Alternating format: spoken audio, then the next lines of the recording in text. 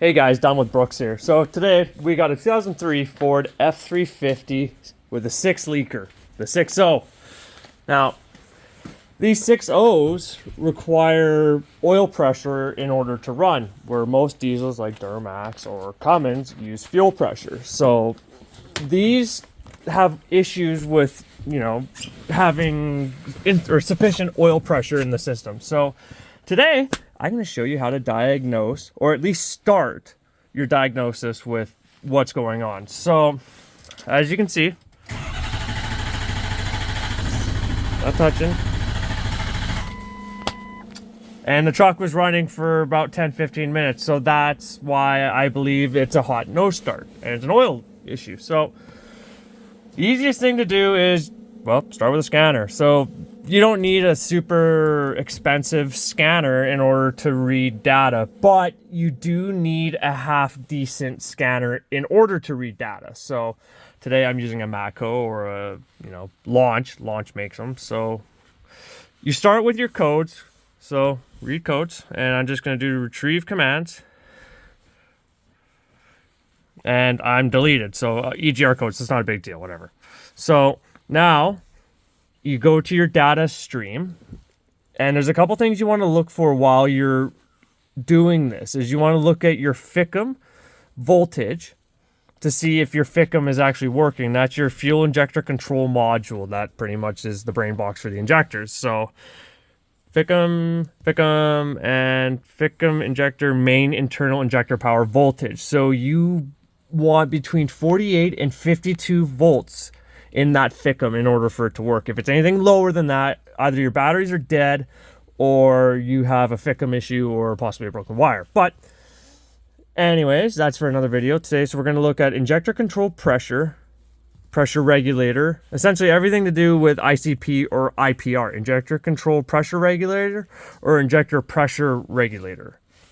Two different things, but anyways, so we're going to look at that. And in order for the injectors to even do anything, you need at least 500 PSI. These things run on insanely high oil pressure in order to open the injectors. So, as you can see here, our FICM main internal power, or volts, is 47.5, 48. I do have a charger on it, but only on one of the batteries. It should be a bigger one, but it's a maintainer. So that's all good, and same with our logic power fuse from FICM. That is also good. And as you can see here, here's our oil pressure and our voltage. So our voltage is good. Now I'm going to start it, and it's not going to go past 500, obviously, because it's not starting. But let's see what happens.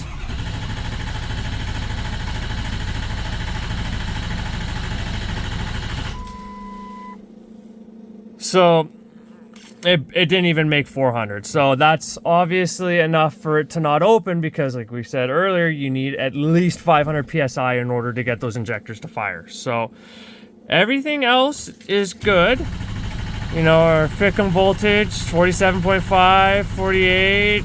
It does start to go down, but obviously we're cranking an engine.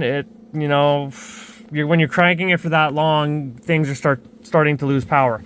Now, don't crank it for any longer than 10 seconds per start. You will blow out that starter. Ask me how I know. So just be easy on the starter. You don't want to be sitting there trying to start the thing for an hour. But, you do need to try and start it in order to get your diagnosis and figure out what's going on. But for now, we know that there is FICM voltage. There is power. Our ICP and our IPR voltage is good. It's just our pressure. And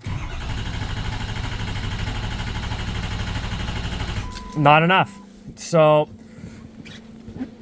in part 2, we are going to do a air check, where that's where you take shop air or whatever air and hook it up to the oil rail, or some people remove the IPR or the ICP, but on these early first gen 6 liters, they're in the back.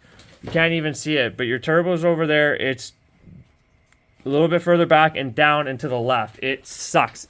You can remove them, but in order to hook up the tool required to check it, it kind of sucks. So honestly, you know what? the best thing to do, in my opinion, is just remove the coolant reservoir, remove the intake, obviously aftermarket Chinesium intake, remove the mass airflow sensor, get that out of the way, and start removing your valve cover bolts. But for now, at least that puts you into an idea of where you need to go from there. So, hope it helped.